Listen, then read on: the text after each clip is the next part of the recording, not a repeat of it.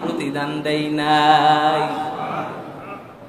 জান্নাতে তো ঢুকবে দূরের কথা, কেবলমাত্র জাহান্নামের আগুন থেকে বের হলো। জান্নাত তো অনেক দূরের পথ।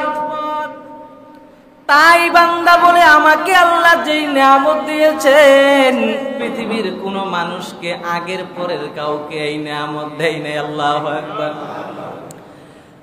আর আজকে আমাদের হালাত, আল্লাহ এত সম্পদ দিয়েছেন, 3 বেলায় ভালো ভালো মাছ মাংস দিয়ে আমরা ভাত খাই।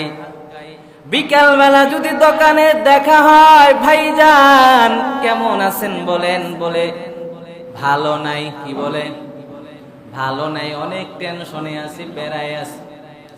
অথচ 3 বেলায় ভালো মন্দ খায়। আল্লাহর যত নিয়ামত আছে, এলাকার যারা গরিব দুঃখী আছে তাদের থেকে অনেক ভালো চলে, তাও বলে ভালো নেই।